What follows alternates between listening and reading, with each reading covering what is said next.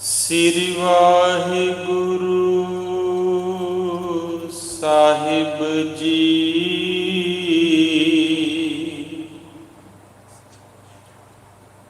तुमरी शरण तुम्हारी आसा, तुम ही सजन सोहेले। राखो राखन हार दयाला, नानक घर के गोले। राखो राखन हार दयाला, नानक घर के गोले।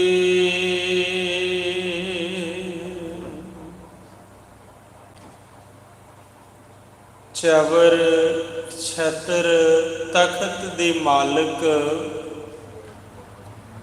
धन धन साहिब श्री गुरु ग्रंथ साहिब महाराज जी दी पावन मुकद्दस गोद का आनंद माण रही गुरु प्यारी साध संगत जी। आओ सारिया संगतां गुर बख्शिश गुर फतेह दी सांझ करिए प्यार नाल आखो जी। वाहिगुरु जी का खालसा वाहिगुरु जी की फतेह। गरीब नवाज सतगुरु श्री गुरु ग्रंथ साहिब जी ने महान महान दयालता करते हुए अमृत वेले तो सिख संगतां नूं खुले दर्शन दीदार बख्शिश कीते। अमृत बाणी दे नितनेम दी सेवा हुई।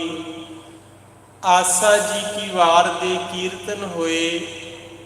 आप संगतां ने गुरु चरनां विच हाजरियां लवाइयां। सतगुरु रहमत करन, सब नूं अपने दर घर तो नामदान बख्श के नवाजन। सो हुण समा होया है जो गुरुदेव जी ने अमृत वेले मुखवाक बख्शिया उसकी विचार दा। आओ विचार नाल जुड़ के अपने जीवन दियां इन्हां घड़ियां नूं सफल बनाइए। प्यार नाल आखो जी सतनाम श्री वाहिगुरु साहिब जी। टोडी महला पंजवा, हर हर चरण हृदय और तारे। सिमर स्वामी सतगुर अपना,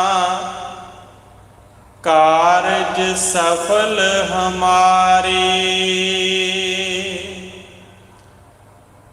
धन धन साहिब श्री गुरु अर्जन देव महाराज सच्चे पातशाह जी टोडी राग विच पावन अंग नंबर 718 उपर सुशोभत इस पावन शब्द की दात बख्श रहे हैं। रहाऊ दियां तुकां प्रारंभिक तुकां हैं और पातशाह जी उपदेश बख्शदे ने। हर हर चरण हृदय और तारे। मनुख के हिरदे नूं परमात्मा ने इन्ना वड्डा बनाया कि उस दे विच बहुत कुछ टिकाया जा सकता है। आपां बचपन तो लैके अज तक दे अपने जीवन सफ़र दियां बहुत सारियां यादां चंगियां माड़ियां, चंगे मंदे लोकां नूं अपने चेते दे विच वसाया होया।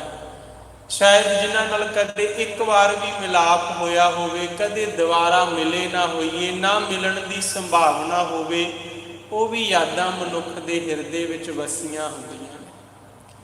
पर महाराज जी कहंदे मनुख तू इस चीज़ ते विचार कर भी जिन्ना कुछ तू चुक्की फिरदा है, इहदा फायदा की है।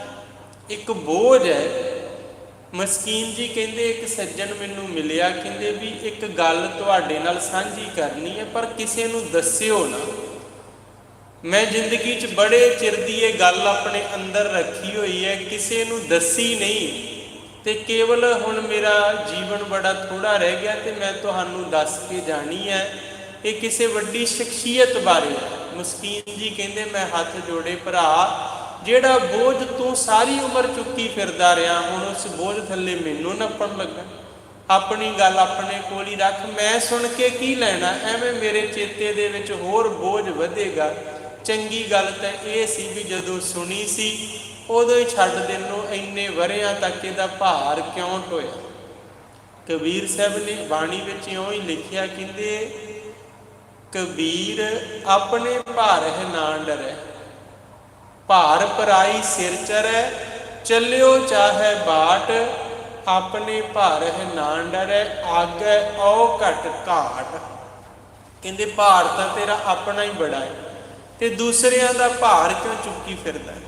ਕਿਉਂਕਿ ਸੰਸਾਰ ਵਿੱਚ ਮਨੁੱਖ ਦੀ ਮਾਨਸਿਕਤਾ ਇਸ ਤਰ੍ਹਾਂ ਦੀ ਹੋ ਗਈ ਕਿ ਦੂਸਰੇ ਬਾਰੇ ਬਹੁਤ ਸੋਚਦਾ ਹੈ। ਮੈਂ ਪੜ੍ਹਦਾ ਸੀਗਾ ਤੇ ਘਟਨਾ ਲਿਖੀ, ਰਜਨੀਸ਼ ਓਸ਼ੋ ਨੇ ਲਿਖੀ। ਕਹਿੰਦੇ ਜਿਸ ਤਰ੍ਹਾਂ ਤੁਸੀਂ ਕਈ ਮੰਜ਼ਿਲਾ ਮਕਾਨਾਂ ਵਿੱਚ ਰਹਿੰਦੇ ਹੋ, ਇਵੇਂ ਹੀ ਇੱਕ ਮੰਜ਼ਿਲ ਦੇ ਵਿੱਚ ਕਈ ਪਰਿਵਾਰ ਰਹਿੰਦੇ ਸੀ ਤੇ ਅਖੀਰਲੀ ਛੱਤ ਤੇ ਇੱਕ ਕਾਰੋਬਾਰੀ ਇਨਸਾਨ ਰਹਿੰਦਾ ਸੀ। ਉਹਨੇ ਰੋਜ਼ ਰਾਤ ਨੂੰ ਦੇਰ ਰਾਤ ਆਉਣਾ, ਇਕੱਲਾ ਹੀ ਰਹਿੰਦਾ ਸੀ ਤੇ ਆ ਕੇ ਥੱਕੇ ਅੱਕੇ ਨੇ ਆਪਣੇ ਬੂਟ ਜਦੋਂ ਲਾਉਣੇ ਬੜੇ ਜ਼ੋਰ ਦੀ ਚਲਾ ਕੇ ਦੀਵਾਰ ਨਾਲ ਮਾਰਨੇ, ਪਹਿਲਾਂ ਇੱਕ ਬੂਟ ਫਿਰ ਦੂਸਰਾ ਬੂਟ, ਸੌ ਜਾਣਾ। ਕਈ ਸਾਲਾਂ ਤੱਕ ਇੱਦਾਂ ਹੀ ਚੱਲਦਾ ਰਿਹਾ। ਇੱਕ ਦਿਨ ਕੀ ਹੋਇਆ ਕਿ ਉਹ ਆਇਆ, ਪਤਾ ਨਹੀਂ ਕਿਸ ਕਾਰਨ ਕਿਉਂ ਉਹਨੇ ਇੱਕ ਬੂਟ ਤਾਂ ਦੀਵਾਰ ਨਾਲ ਮਾਰਿਆ ਚਲਾ ਕੇ, ਪਰ ਦੂਸਰਾ ਬੂਟ ਨਹੀਂ ਮਾਰਿਆ। ਹੁਣ ਜਿਹੜੇ ਥੱਲੇ ਵਾਲੀ ਛੱਤ ਵਾਲੇ ਸੀ ਉਹਨਾਂ ਨੂੰ ਪਤਾ ਲੱਗ ਜਾਂਦਾ ਸੀ ਰੋਜ਼ ਵੀ ਹੁਣ ਆ ਗਿਆ, ਹੁਣ ਇਹਨੇ ਆਪਣਾ ਪਹਿਲਾ ਬੂਟ ਮਾਰਿਆ ਦੀਵਾਰ ਨਾਲ, ਹੁਣ ਦੂਸਰਾ। ਉਸ ਦਿਨ ਇੱਕ ਬੂਟ ਵੱਜਣ ਕਰਕੇ ਥੱਲੇ ਵਾਲਿਆਂ ਨੂੰ ਨੀਂਦ ਨਹੀਂ ਆ ਰਹੀ ਵੀ ਆਖਰ ਐਸਾ ਕੀ ਹੋਇਆ ਹੋਵੇਗਾ, ਇਹਨੇ ਦੂਸਰਾ ਬੂਟ ਕਿਉਂ ਨਹੀਂ ਦੀਵਾਰ ਨਾਲ ਮਾਰਿਆ। 1 ਘੰਟਾ 2 ਘੰਟੇ ਉੱਡੀ, ਆਖੀਰ ਉਸ ਘਰ ਵਾਲੀ ਬੀਬੀ ਨੇ ਆਪਣੇ ਪਤੀ ਨੂੰ ਮਜਬੂਰ ਕੀਤਾ ਵੀ ਜਾਓ ਪੁੱਛ ਕੇ ਆਓ ਕੀ ਹੋਇਆ। ਤੇ ਜਦੋਂ ਉਹ ਗਏ, ਦਰਵਾਜ਼ਾ ਖੜਕਾਇਆ, ਘਰ ਵਾਲੇ ਮਾਲਕ ਨੇ ਪੁੱਛਿਆ ਦੱਸੋ ਕੀ ਸੇਵਾ ਕਰੀਏ, ਕੀ ਲੋੜ ਪੈ ਗਈ ਇੰਨੀ ਰਾਤ ਨੂੰ। ਕਹਿੰਦੇ ਲੋੜ ਤਾਂ ਕੋਈ ਨਹੀਂ, ਸਾਡਾ ਸਾਰਾ ਪਰਿਵਾਰ ਪਰੇਸ਼ਾਨ ਹੈ ਵੀ ਅੱਜ ਤੁਹਾਡੇ ਦੂਸਰੇ ਬੂਟ ਦਾ ਕੀ ਬਣਿਆ।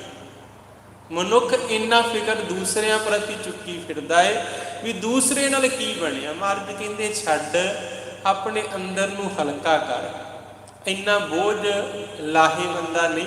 ਹਰ ਹਰ ਚਰਨ ਹਿਰਦੈ ਔਰ ਧਾਰੇ, ਕਿੰਨੀ ਵਿਸ਼ਾਲ ਬਾਣੀ, ਸਦੀਆਂ ਤੱਕ ਕੋਈ ਇਹਦੀ ਵਿਚਾਰ ਕਰੇ ਤਾਂ ਵੀ ਇਹ ਵਿਚਾਰ ਖਤਮ ਹੋਣ ਵਾਲੀ ਨਹੀਂ। ਤੇ ਆਪਣੇ ਅੰਦਰ ਇਸ ਚੀਜ਼ ਨੂੰ ਟਿਕਾ, ਗੁਰਬਾਣੀ ਨੂੰ ਟਿਕਾ, ਗੁਰੂ ਦੇ ਚਰਨਾਂ ਨੂੰ ਟਿਕਾ, ਗੁਰੂ ਦੀਆਂ ਸਿੱਖਿਆਵਾਂ ਨੂੰ ਟਿਕਾ, ਗੁਰੂ ਦੇ ਪਰਉਪਕਾਰ ਕੀਤੇ ਹੋਏ ਗੁਣਾਂ ਨੂੰ ਟਿਕਾ, ਕਿਉਂਕਿ ਇਸ ਚੀਜ਼ ਦੇ ਟਿਕਣ ਨਾਲ ਤੇਰਾ ਜੀਵਨ ਜਿਹੜਾ ਹੈ ਉਹ ਸਕਾਰਤ ਹੋ ਜਾਵੇਗਾ, ਸਫਲ ਹੋ ਜਾਏਗਾ।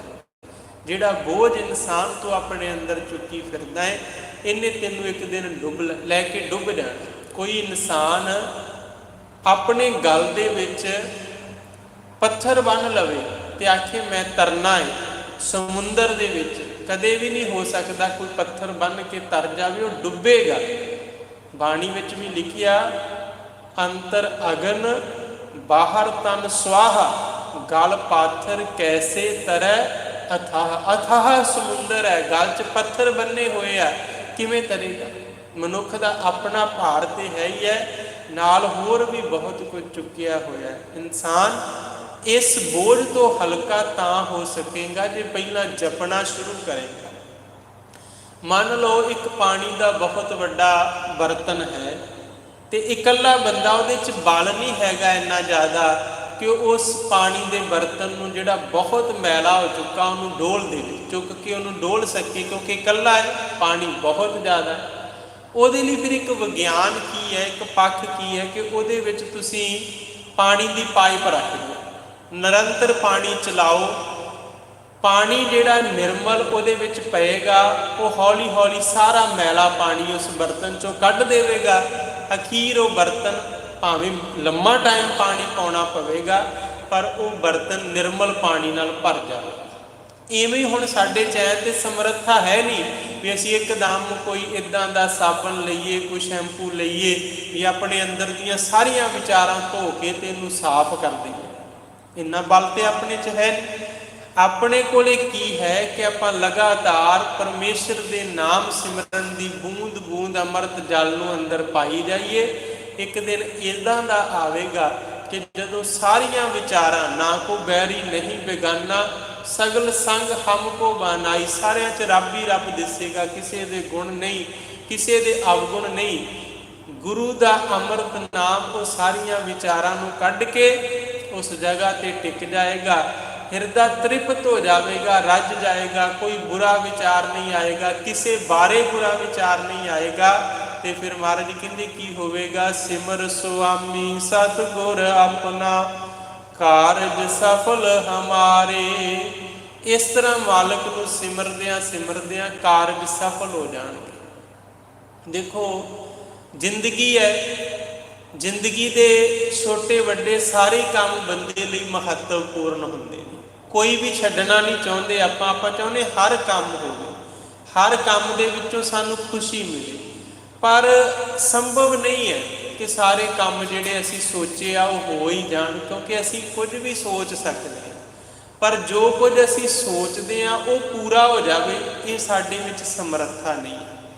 ਹੋਣਾ ਉਹ ਹੁੰਦਾ ਏ ਜਿਹੜਾ ਪਰਮਾਤਮਾ ਨੂੰ ਭਾਉਂਦਾ। ਇਸ ਲਈ ਗੁਰਮਤਿ ਸਾਨੂੰ ਬਹੁਤਾ ਲੰਮਾ ਚੌੜਾ ਵਿਸਥਾਰ ਖਲਾਰਾ ਪਾਉਣ ਦੀ ਪ੍ਰੇਰਨਾ ਨਹੀਂ ਦਿੰਦੀ। ਗੁਰਮਤਿ ਤਾਂ ਕਹਿੰਦੀ ਬੜਾ ਨੇੜੇ ਜੇ ਰੱਖ ਕੇ ਆਪਣਾ ਜੀਵਨ ਜੀ, ਇੰਨਾ ਕੁ ਨੇੜੇ ਰੱਖ ਕੇ ਜੀ ਕਿ ਹਮ ਆਦਮੀ ਹਾਂ ਇੱਕਦਮੀ, ਮੋਹਲਤ ਮੋਹਤ ਨਾ ਜਾਣਾ। ਅਸੀਂ ਤਾਂ ਦਹਾਕਿਆਂ ਤੱਕ ਦੀ ਕਹਾਣੀ ਆਪਣੇ ਅੰਦਰ ਸਿਰਜ ਕੇ ਬੈਠੇ ਹੁੰਦੇ ਹਾਂ। ਕੀ ਹੁੰਦਾ ਹੈ ਕਿ ਕਦੇ ਆਪਣੇ ਪਰਿਵਾਰ 'ਚ ਮੰਨ ਲਓ ਨਵੇਂ ਬੱਚੇ ਦਾ ਜਨਮ ਹੋਇਆ, ਬੱਚੇ ਦਾ ਜੇ ਜਨਮ ਹੀ ਹੋਇਆ ਵੀ ਨਹੀਂ ਹੈ, ਸੰਭਾਵਨਾ ਹੈ, ਤੇ ਸਾਡੇ ਅੰਦਰ ਉਹਦੀ ਪੂਰੀ ਜ਼ਿੰਦਗੀ ਦੀ ਫਿਲਮ ਬਣ ਜਾਂਦੀ ਹੈ। ਇਹਦਾ ਜਨਮ ਹੋਵੇਗਾ, ਇਹ ਇੰਨਾ ਛੋਟਾ ਹੋਵੇਗਾ, ਇਸ ਨੂੰ ਇਸ ਤਰ੍ਹਾਂ ਖਿਡਾਵਾਂਗੇ, ਇਸ ਤਰ੍ਹਾਂ ਬੋਲਣਾ ਸ਼ੁਰੂ ਕਰੇਗਾ, ਤੁਰਨਾ ਸ਼ੁਰੂ ਕਰੇਗਾ, ਫਿਰ ਇਹਨੂੰ ਸਕੂਲ ਛੱਡ ਕੇ ਆਵਾਂਗੇ, ਫਿਰ ਇਹ ਕਾਲਜ ਯੂਨੀਵਰਸਿਟੀ ਪੜ੍ਹੇਗਾ, ਫਿਰ ਨੌਕਰੀ ਕਰੇਗਾ, ਫਿਰ ਇਹਦਾ ਵਿਆਹ ਹੋਵੇਗਾ, ਇਸ ਤਰ੍ਹਾਂ ਆਪਾਂ ਵਿਆਹ ਕਰਾਂਗੇ, ਫਿਰ ਇਹਦੇ ਬੱਚੇ ਹੋਣਗੇ, ਉਹਨਾਂ ਬੱਚਿਆਂ ਨਾਲ ਇੱਦਾਂ ਬੁਢੇਪਾ ਗੁਜ਼ਾਰਾਂਗੇ। ਸਾਲਾਂ ਤੱਕ ਦੀ ਕਹਾਣੀ ਅਸੀਂ ਸਿਰਜ ਕੇ ਬੈਠ ਜਾਂਦੇ ਹਾਂ।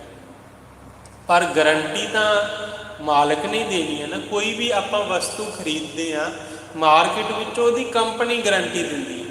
ਕੋਈ ਕੰਪਨੀ 6 ਮਹੀਨੇ ਦੀ, ਕੋਈ 1 ਸਾਲ ਦੀ, ਕੋਈ 2 ਸਾਲ ਦੀ, ਕੋਈ 5 ਸਾਲ ਦੀ।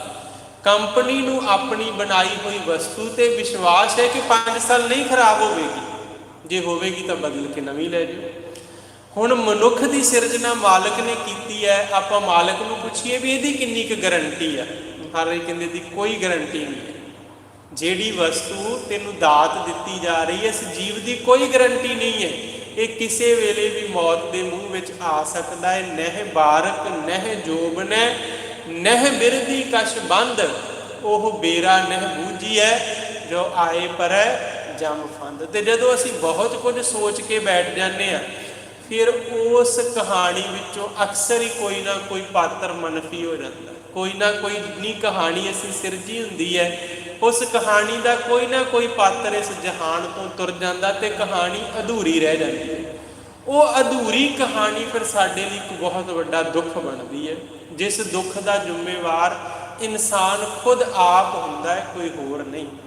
ਤਾਂ ਹੀ ਤਾਂ ਬਾਣੀ ਨੇ ਲਿਖਿਆ ਨਾ, ਜਨਮੇ ਕੋ ਵਾਜੇ ਵਧਾਏ, ਸੋਹਲੜੇ ਅਗਿਆਨੀ ਗਾਏ, ਜੋ ਜਨਮੈ ਤਿਸ ਸਰ ਪਰ ਮਰਨਾ, ਕਿਰਤ ਪਿਆ ਸਿਰ ਸਾਹਾ।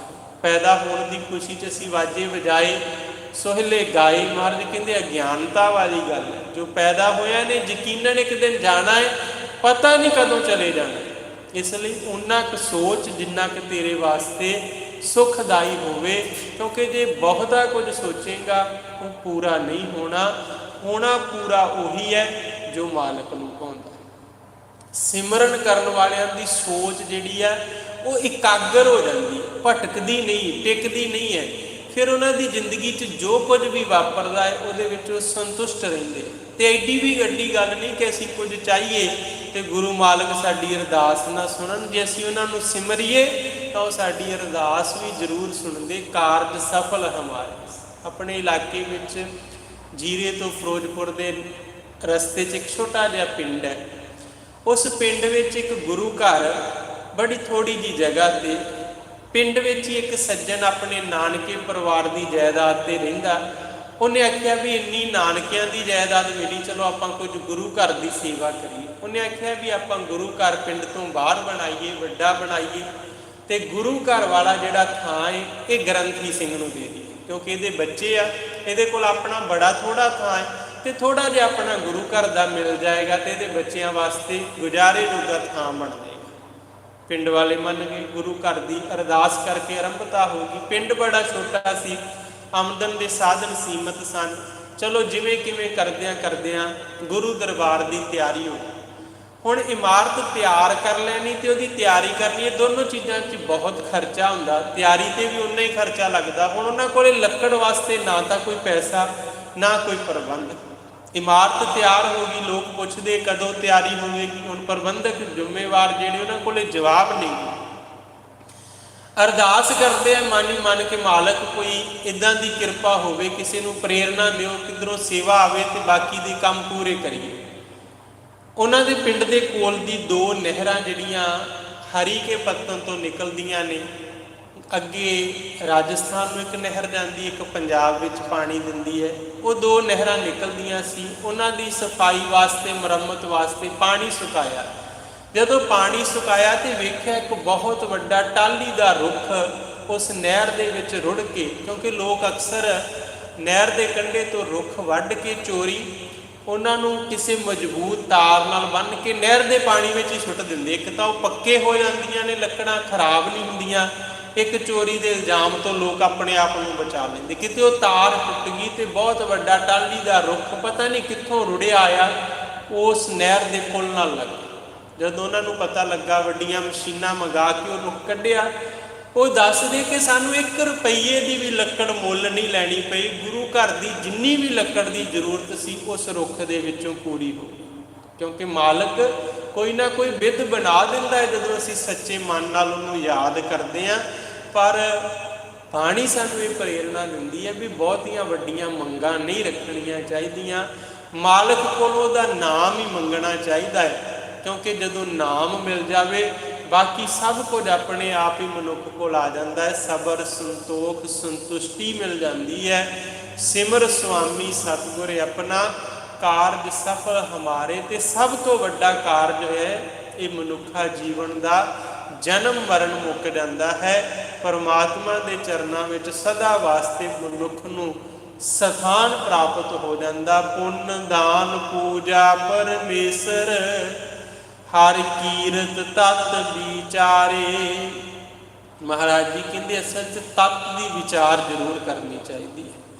ਪੁੰਨ ਦਾਨ ਕਰਨਾ ਹੈ, ਪੂਜਾ ਕਰਨੀ ਹੈ ਪਰਮੇਸ਼ਰ ਦੀ, ਪਰਮੇਸ਼ਰ ਦਾ ਕੀਰਤ ਕਰਨਾ, ਵਡਿਆਈ ਕਰਨੀ ਹੈ, ਇਹ ਸਭ ਤੋਂ ਵੱਡਾ ਤੱਤ। ਪਰ ਕੋਈ ਵੀ ਕੰਮ ਕਰਨ ਲੱਗਿਆ ਮਨੁੱਖ ਨੂੰ ਸਮਝਦਾਰੀ ਵਰਤਣੀ ਬਹੁਤ ਜ਼ਰੂਰੀ ਹੈ। ਜਿਹਨੂੰ ਬਾਣੀ ਨੇ ਆਖਿਆ ਅਕਲੀ ਸਾਹਿਬ ਸੇਵੀ ਹੈ।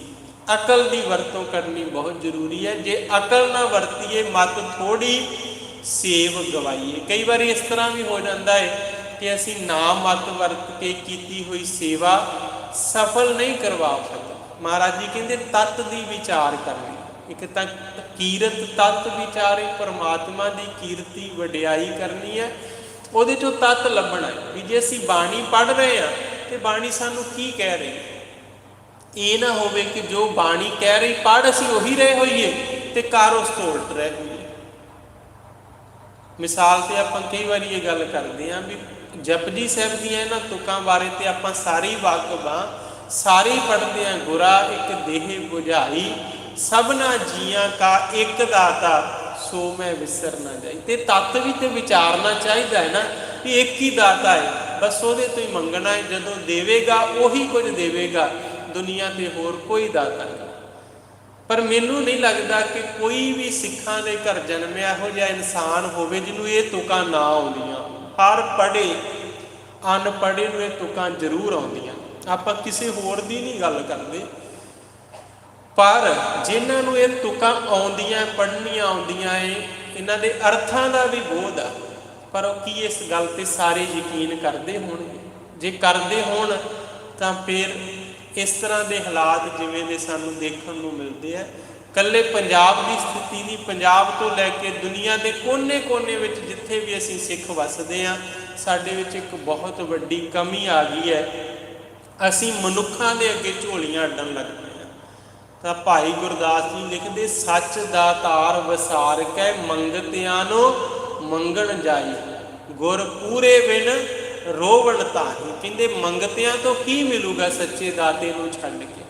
ਮੰਗਤਿਆਂ ਕੋਲੋਂ ਮੰਗਿਆ ਕੁਝ ਨਹੀਂ ਮਿਲਣਾ, ਪੂਰੇ ਗੁਰੂ ਬਿਨਾ ਇਹ ਜਿੰਦ ਕਰਲਾਉਂਦੀ ਫਿਰੇਗੀ। ਤਤ ਵਿਚਾਰਨਾ ਹੈ ਵੀ ਜੋ ਵੀ ਕੁਝ ਗੁਰੂ ਮਾਲਕ ਹੀ ਬਖਸ਼ੇਗਾ। ਪੁੰਨ ਦਾਨ ਪੂਜਾ ਵੀ ਕਰਨੀ। ਹੁਣ ਪੁੰਨ ਦਾਨ ਜਿਹੜਾ ਹੈ ਉਹਦੇ 'ਚ ਪਹਿਲਾਂ ਬੰਦਾ ਕਿਰਤ ਕਰੇਗਾ ਤੇ ਫੇਰ ਹੀ ਕੋਈ ਆਮਦਨ ਆਵੇਗੀ। ਜੇ ਆਮਦਨ ਆਏਗੀ ਤਾਂ ਫੇਰ ਹੀ ਕੋਈ ਆਪਣੇ ਹੱਥੋਂ ਦੇ ਸਕੇਗਾ। ਇਸ ਲਈ ਉਦਮੀ ਹੋਣਾ, ਉਦਮ ਕਰੇਂਦਿਆਂ ਜੀਓ ਤੂੰ ਕਮਾਵੰਦਿਆਂ ਸੁਖ ਪੁੰਜ। ਉਦਮ ਕਰਕੇ ਕਮਾਈ ਕਰਨੀ, ਧਰਮ ਦੀ ਕਿਰਤ ਤੇ ਇਮਾਨਦਾਰੀ ਨਾਲ ਉਹਦੇ ਵਿੱਚੋਂ ਦਸਵੰਧ ਜ਼ਰੂਰ ਭੇਟ ਕਰਨਾ ਹੈ। ਤੇ ਦਸਵੰਧ ਕਿੱਥੇ ਭੇਟ ਕਰਨਾ ਹੈ? ਗਰੀਬ ਦਾ ਮੂੰਹ ਗੁਰੂ ਦੀ ਗੋਲਕ, ਗੁਰੂ ਘਰ ਦੀ ਗੋਲਕ ਵਿੱਚ ਭੇਟ ਕਰਨਾ ਹੈ। ਗੁਰੂ ਘਰ ਦੀਆਂ ਸੇਵਾਵਾਂ ਲਈ ਭੇਟ ਕਰਨਾ ਹੈ, ਲੋੜਵੰਦਾਂ ਲਈ ਭੇਟ ਕਰਨਾ ਹੈ, ਗਰੀਬਾਂ ਦੇ ਇਲਾਜ ਵਾਸਤੇ, ਬੱਚਿਆਂ ਦੀ ਪੜ੍ਹਾਈ ਵਾਸਤੇ, ਜਿੱਥੇ ਵੀ ਯੋਗ ਲੱਗਦਾ। ਪਰ ਅੱਖਾਂ ਮੀਟ ਕੇ ਨਹੀਂ ਦੇਣਾ ਕਿ ਤੁਹਾਡੀ ਮਿਹਨਤ ਦੀ ਮਾਇਆ ਦੀ ਦੁਰਵਰਤੋਂ, ਉੱਥੇ ਹੀ ਭੇਟ ਕਰਨੀ ਹੈ ਜਿੱਥੇ ਇਹਦੀ ਸਹੀ ਵਰਤੋਂ ਹੋ। ਔਰ ਪੂਜਾ ਕੀ ਹੈ? ਅਸੀਂ ਟੀਵੀ ਦੇ ਪੱਧਰ ਤੋਂ ਦੇਖ ਕੇ ਬਹੁਤ ਕੁਝ ਗੁਰੂ ਗ੍ਰੰਥ ਸਾਹਿਬ ਨਾਲ ਵੀ ਉੱਦਾਂ ਦਾ ਕਰਨਾ ਸ਼ੁਰੂ ਕਰ ਦਿੱਤਾ ਜਿਹਦੇ ਤੋਂ ਸਾਨੂੰ ਗੁਰੂ ਮਹਾਰਾਜ ਵੀ ਵਰਜਿਤ ਕਰਕੇ ਗਏ ਸੀ। ਬਾਣੀ 'ਚ ਸਾਫ਼ ਲਿਖਿਆ, ਪੂਜਾ ਕੀਚੈ ਨਾਮ ਧਿਆਈ। ਅਸੀਂ ਵੀ ਜੋਤ ਜਗਾਉਣ ਤੱਕ, ਮੈਂ ਇਹਨਾਂ ਗੱਲਾਂ ਨੂੰ ਇਹ ਨਹੀਂ ਕਿ ਨਹੀਂ ਕਰਨੀ, ਮੇਰਾ ਕਹਿਣ ਤੋਂ ਮਤਲਬ ਉੱਥੋਂ ਤੱਕ ਸੀਮਤ ਨਹੀਂ ਰਹਿਣਾ। ਜੋਤ ਧੂਫ ਮੱਥਾ ਟੇਕਣਾ, ਰੁਮਾਲਾ ਭੇਟ ਕਰਨਾ, ਇੱਥੋਂ ਤੱਕ ਨਹੀਂ ਰਹਿਣਾ, ਕਿਉਂਕਿ ਜੇ ਇੱਥੋਂ ਤੱਕ ਰਹਾਂਗੇ ਤਾਂ ਫਿਰ ਕਾਮਯਾਬੀ। ਪੂਜਾ ਕੀਚੈ ਨਾਮ ਧਿਆਈ। ਪੂਜਾ ਕੀ ਹੈ? ਜਿਸ ਗੁਰੂ ਦਾ ਅਸੀਂ ਇੰਨਾ ਅਦਬ ਕਰਦੇ ਹਾਂ, ਸਤਿਕਾਰ ਕਰਦੇ ਹਾਂ, ਉਹਦਾ ਨਾਮ ਧਿਆਉਣਾ, ਇਹ ਸਭ ਤੋਂ ਵੱਡੀ ਪੂਜਾ ਹੈ। ਮਹਾਰਾਜ ਕਹਿੰਦੇ ਕੋਈ ਵੀ ਕੰਮ ਕਰਨਾ ਉਹਦਾ ਤਤ ਵਿਚਾਰ। ਜੇਕਰ ਤਤ ਵਿਚਾਰ ਕੇ ਪੁੰਨ ਦਾਨ ਕਰੇਗਾ, ਪੂਜਾ ਕਰੇਗਾ, ਪਰਮੇਸ਼ਰ ਦੇ ਗੁਣ ਗਾਵੇਂਗਾ, ਬਾਣੀ ਪੜ੍ਹੇਗਾ, ਉਹਦੇ ਤੇ ਅਮਲ ਕਰੇਗਾ ਤੇ ਫਿਰ ਕੀ ਹੋਵੇਗਾ? ਗੁਣ ਗਾਵਤ ਅਤੁੱਲ ਸੁਖ ਪਾਇਆ, ਠਾਕੁਰ ਆਗਮ ਅਪਾਰੇ। ਕਹਿੰਦੇ ਕਦੇ ਸੋਚਿਆ ਵੀ ਨਹੀਂ ਹੋਵੇਗਾ। ਗੁਣ ਗਾਵਤ ਅਤੁੱਲ ਸੁਖ ਪਾਇਆ। ਅਸੀਂ ਤਾਂ ਜਿੰਨੇ ਵੀ ਕੁਝ ਮਨ ਵਿੱਚ ਸੋਚੀ ਬੈਠੇ ਨਾ, ਉਹ ਤਾਂ ਇੱਕ ਹੱਦ ਵਿੱਚ ਆ। ਕਿੰਨਾ ਕੁ ਬੰਦਾ ਸੋਚੀ ਬੈਠਾ ਹੈ? ਬੰਦਾ ਇਹ ਸੋਚਦਾ ਵੀ ਮੇਰੇ ਸਰੀਰ ਨੂੰ ਤੰਦਰੁਸਤੀ ਮਿਲ ਜਾਵੇ, ਕੋਈ ਰੋਗ ਨਾ ਹੋਵੇ, ਮੇਰੇ ਬੱਚਿਆਂ ਦਾ ਕਾਰੋਬਾਰ ਠੀਕ ਠਾਕ ਹੋਵੇ, ਮੈਨੂੰ ਕਿਸੇ ਅੱਗੇ ਹੱਥ ਨਾ ਅੱਡਣਾ ਪਵੇ। ਕਿੰਨਾ ਕੁ ਮੰਗ ਲਵੇਗਾ? ਪਰ ਬਾਣੀ ਕਹਿੰਦੇ ਜੋ ਪਰਮਾਤਮਾ ਤੇਰੇ ਵਾਸਤੇ ਲੈ ਕੇ ਬੈਠਾ ਹੈ ਨਾ, ਉਹਦੇ ਬਾਰੇ ਤਾਂ ਤੈਨੂੰ ਪਤਾ ਹੀ ਨਹੀਂ। ਅਮੁੱਲ ਗੁਣ ਅਮੁੱਲ ਵਪਾਰ, ਅਮੁੱਲ ਵਪਾਰੀਏ ਅਮੁੱਲ ਭੰਡਾਰ। ਉਹਨਾਂ ਭੰਡਾਰਿਆਂ ਦੀ ਕੋਈ ਕੀਮਤ ਨਹੀਂ ਜਿਹੜੇ ਗੁਰੂ ਮਾਲਕ ਕੋਲੇ ਤੇ ਜਿਹੜੇ ਉਹਨੇ ਤੈਨੂੰ ਬਖਸ਼ਦੇ। ਜਿਹੜਾ ਆਤਮਿਕ ਸੁੱਖ ਤੈਨੂੰ, ਦੇਖੋ ਇਹ ਤੇ ਕਿਸੇ ਕੋਲੋਂ ਵੀ ਨਹੀਂ ਮਿਲ ਸਕਦਾ ਵੀ ਕੋਈ ਇਨਸਾਨ ਦੇਗ ਵਿੱਚ ਉਬਲ ਰਿਹਾ ਹੋਵੇ ਤੇ ਉਹਦੇ ਚਿਹਰੇ ਤੇ ਜਲਾਲ ਐਦਾਂ ਹੋਵੇ ਕਿ ਜਿਵੇਂ ਕੋਈ ਸਿੰਘਾਸਣ ਤੇ ਬੈਠਾ ਹੋਇਆ ਹੈ, ਜਿਹਦੇ ਉੱਪਰ ਕੋਈ ਚਵਰ ਝੁਲਾ ਰਿਹਾ, ਜਿਹਨੂੰ ਕੋਈ ਪੱਖਾ ਚੱਲ ਰਿਹਾ। ਸਿੰਘਾਸਨਾਂ ਤੇ ਬੈਠਿਆਂ ਦੇ ਵੀ ਚਿਹਰੇ ਮੁਰਝਾਏ ਹੁੰਦੇ ਆ, ਚਿੰਤਾ ਅੰਦਰੋਂ ਅੰਦਰੀ ਖਾ ਰਹੀ ਹੁੰਦੀ ਹੈ, ਪਰ ਉਹ ਦੇਗ ਵਿੱਚ ਬੈਠੇ ਹੋਏ ਵੀ ਆਨੰਦ ਮਾਣ ਰਹੇ ਆ, ਬਾਣੀ ਪੜ੍ਹ ਰਹੇ। ਬੰਦ-ਬੰਦ ਕੱਟਿਆ ਜਾ ਰਿਹਾ, ਜਮੂਰਾਂ ਨਾਲ ਮਾਸ ਨੋਚਿਆ ਜਾ ਰਿਹਾ, ਖੋਪਰ ਲਾਏ ਜਾ ਰਹੇ ਆ। ਇਹ ਅਤੁੱਲ ਸੁੱਖ ਨਹੀਂ ਤਾਂ ਹੋਰ ਕੀ ਹੈ? ਮਹਾਰਾਜ ਕਹਿੰਦੇ ਗੁਣ ਗਾਵਤ ਅਤੁੱਲ ਸੁੱਖ ਪਾਇਆ, ਅਡੋਲ ਅਵਸਥਾ, ਨਿਰਭਉ ਨਿਰਵੈਰ ਸੁਭਾਅ ਦਾਤੇ ਨੇ ਤੈਨੂੰ ਬਖਸ਼ ਦੇਣਾ ਹੈ। ਤੇ ਸਭ ਤੋਂ ਵੱਡਾ ਸੁੱਖ ਹੈ ਕਿ ਜਿਸ ਅਕਾਲ ਪੁਰਖ ਦੀ ਬੱਧੀ ਹੋਈ ਇਹ ਸਾਰੀ ਦੁਨੀਆ ਖੜੀ ਹੈ ਨਾ, ਤੂੰ ਉਸ ਅਕਾਲ ਪੁਰਖ ਦਾ ਰੂਪ ਹੋ ਜਾਣਾ। ਸਭ ਤੋਂ ਵੱਡਾ ਸੁੱਖ ਹੈ ਕਿ ਜਿਸ ਅਕਾਲ ਪੁਰਖ ਦੇ ਹੁਕਮ ਵਿੱਚ ਇਹ ਸਾਰਾ ਬ੍ਰਹਮੰਡ ਸਿਰਜਿਆ ਸਵਾਰਿਆ ਹੋਇਆ ਹੈ, ਤੂੰ ਉਸ ਅਕਾਲ ਪੁਰਖ ਦਾ ਰੂਪ ਹੋ ਜਾਣਾ। ਸੂਰਜ ਕਿਰਨ ਮਿਲੇ जल का जल हुआ राम, ज्योति जोत रली संपूर्ण थिया राम। ये सुख तो दुनिया की समुची दौलत एक बन्ने रख दईए फिर भी नहीं मिलता। ये उन्होंने मिलता है जिहड़े तत्व विचार के गुण गाते हैं, क्योंकि ठाकुर अगम अपारे है, परमात्मा महान है, उसका कोई अंत पारावार नहीं। तो जिस उस महान परमात्मा विच कोई मनुख सदा सदा लिए अभेद हो जाए, कबीर साहब कहते मैं एक वो मनुख हाँ जिन्हें ये सुख अपने जीवन विच माणिया भी है तो तुहानू दस भी रहा है, कोई वड्डी गल नहीं है। जो जन भाओ भगत कश जानै, ताको अचरज काहो, ज्यों जल मह जल पैस न निकसै, त्यों ढुर मिलियो जो लाहो। कहते लोग मेरी जात जलाहे ते हसदे, सच्ची कहता कमला ही है मेरा काम, जे मैं रब नूं ना जपां तो मेरी जात वाकई लोगों ने मजाक की पात्र है, पर मैं रब नूं सिमरिया बलिहारी इस जात को, जिह जपियो सिरजनहार। मैं रब नूं सिरजिया तो जिमें बूंद समुंदर विच समा के समुंदर का रूप हो जाती है, वे मेरी आत्मा परमात्मा में समा गई है, उसका रूप हो गई है। ये अतुल सुख मैनू प्राप्त होया है। अगे महाराज जी कृपा कर दे, जो जन पार ब्रह्म अपने कीने, तिनका बाहुर कश ना विचारे। जिन्होंने परमात्मा अपने बना लेंदा है, जिन्हों ते वो मोहर ला लेंदा है कि ये मेरे ने। वेखो असीं रोज़ तरला लईए भी मालिक जी तुसी साडे मालिक हो तो असीं तुहाडे सेवक हाँ, पर जिस दिन उसने आख्या भी हाँ वाकई हुण तू मेरा सेवक है, तू मेरा दास है, उहदी निगाह विच असीं प्रवान हो गए, उन्हें सानू अंदरों वेख लिया भी वाकई हुण ये काबिल हो गए है, तिनका बहुर कश ना विचारे। फिर उन्हां दा कोई लेखा बाकी नहीं रह जाता। बाणी कहती चौथे सुनने जो नर जाना ताको पाप ना पुण्य। जदों चौथी अवस्था से कोई पहुँच जाता है, क्योंकि तीन अवस्थावां विच दुनिया विचरती, राजगुण तम गुण ते सतगुण। जदों चौथी अवस्था से मनुख पहुँचता फिर वो पाप पुण्य खत्म हो जाते हैं। वो जिंदगी च जो भी करता वो लेखे तो बड़ा हुंदा, उसदी जिंदगी का फिर कोई लेखा नहीं रह जाता। धर्म राय दर कागद फारे, जन नानक लेखा समझा। नाम रतन सुन जप जप जीवा, हर नानक कंठ मझारे। कहते मेरे कंठ गले दे विच परमात्मा दा नाम सदा सदा लई वस जावे। मैं जबान तो सिमरां ते अपने कन्नां नाल सुना, यही मेरा जीवन होवे। आखां जीवां विसरै मर जाऊं, मेरा जीवन होवे अंतर गुर आराधना, जिहवा जप गुर नाओ, नेतरी सतगुर पेखना, श्रवणी सुनना गुर नाम। एक पल भी परमात्मा ना विसरै, सब कुछ भुल जावे पर परमात्मा कदे ना भुले। ये मेरी अरदास है, विसर नाही दातार, अपना नाम देहो, गुण गावां दिन रात, नानक चाओ एहो। इन्नी सेवा साध संगत जी विचारां दी प्रवान करते हुए भुल्लां चुकां दी खिमा बख्शो जी। जो जन पार ब्रह्म अपने कीने, तिनका बाहुर कश ना विचारे। नाम रतन सुन जप जप जीवा, हर नानक कंठ मझारे। वाहिगुरु जी का खालसा, वाहिगुरु जी की फतेह। रामकली महला तीजा आनंद। एक ओंकार सतगुर प्रसाद, आनंद भया मेरी माए। सतगुरु मैं पाया, सतगुरता पाया सहज सेती, मन वजिया वाधाइया। राग रतन परवार परिया, शब्द गावन आईया। शब्दों ता गावहो हरि केरा, मन जिनी वसाया। कह नानक आनंद हुआ, सतगुरु मैं पाया। ए मन मेरिया तू सदा रहो हार नाले, हार नाल रहो तू मन मेरे। दुख सब विसारना, अंगीकार हो करे तेरा, कारज सब सवारना। सबना गल्ला समरथ सुआमी, सो क्यों मन हो विसारे। कह नानक मन मेरे सदा रहो हार नाले, ਸਾਚੇ ਸਾਹਿਬਾ ਕਿਆ ਨਾਹੀ ਘਰ ਤੇਰਾ, ਘਰ ਤਾਂ ਤੇਰਾ ਸਭ ਕਿਛ ਹੈ।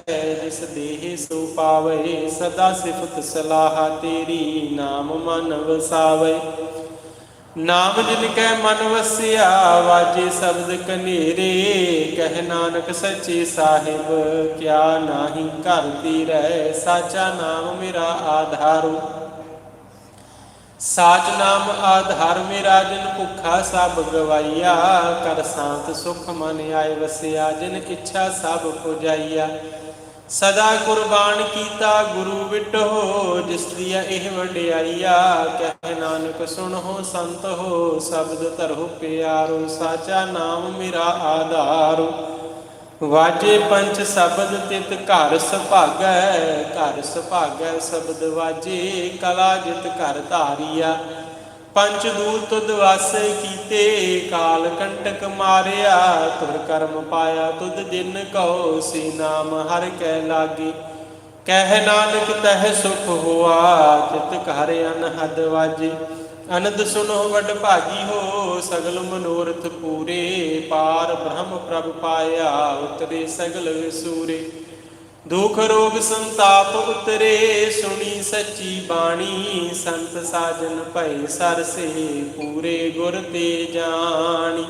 ਸੁਣਤੇ ਪੁਨੀਤ ਕਹਿਤੇ ਪਵਿੱਤ, ਸਤ ਗੁਰ ਰਹਿਆ ਭਰ ਪੂਰੇ। ਬਿਨਵੰਤ ਨਾਨਕ ਗੁਰ ਚਰਨ ਲਾਗੇ, ਵਾਜੇ ਅਨਹਦ ਤੂਰੇ। ਸੁਣਤੇ ਪੁਨੀਤ ਕਹਿਤੇ ਪਵਿੱਤ, ਸਤ ਗੁਰ ਰਹਿਆ ਭਰ ਪੂਰੇ। ਬਿਨਵੰਤ ਨਾਨਕ ਗੁਰ ਚਰਨ ਲਾਗੇ, ਵਾਜੇ ਅਨਹਦ ਤੂਰੇ। ਵਾਹਿਗੁਰੂ ਜੀ ਕਾ ਖਾਲਸਾ, ਵਾਹਿਗੁਰੂ ਜੀ ਕੀ ਫਤਿਹ। ਤੂੰ ਠਾਕੁਰ ਤੁਮ ਪਹਿਰ